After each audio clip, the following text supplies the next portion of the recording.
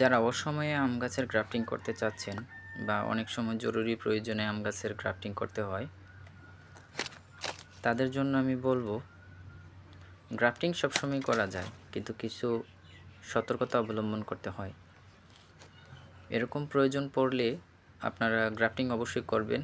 তার জন্য পলি দিয়ে মালচিং সিস্টেম করবেন, যেন উপর থেকে বৃষ্টি পড়লে সরাসরি যেন গাছে না পড়তে পারে এবং সূর্যের তাপ যেন সরাসরি গাছে না পড়তে পারে।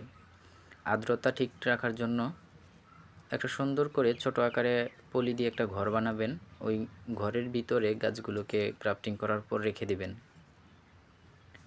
রেখে দিলে ইনশাল্লাহ 20 থেকে 25 দিনের ভিতরে, যেরকম সবসময় গ্রাফটিং করার পর গাছগুলো গজাতে যেই সময় লাগে তার থেকে হয়তো 2-4 দিন বা 1 সপ্তাহ সময় বেশি লাগতে পারে, কিন্তু গ্রাফটিং করলে গ্রাফটিং হবে।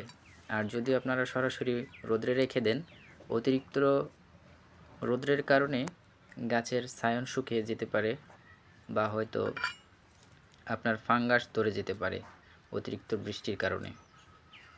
আর এই সময়টাতে বর্ষাকালে অবশ্যই অনেক বৃষ্টি থাকে, আবার অনেক তাপ থাকে। এই দুইটা কারণে গাছের ক্ষতি হয়। তাই আপনারা অবশ্যই আর্দ্রতাটাকে নিয়ন্ত্রণ করার জন্য এই পদ্ধতি অবলম্বন করবেন। তাহলে ইনশাল্লাহ যতগুলো গাছ গ্রাফটিং করবেন হওয়ার সম্ভাবনা 99%। আর বাকিটা তো উপরওয়ালার হাতে। মানুষে তো জাস্ট শুধু চেষ্টা করার ছাড়া আর কিছু করার নেই। আল্লাহ চায় তো গোবরেও পদ্ম ফুল ফোটাতে পারে। আর আমার এই ভিডিও থেকে যদি আপনারা কোনো উপকৃত হন, অবশ্যই আমার চ্যানেলটাকে সাবস্ক্রাইব করবেন এবং শেয়ার করে দিবেন সবার মাঝে, যেন সবাই উপকৃত হতে পারে, কাজটাকে শিখতে পারে।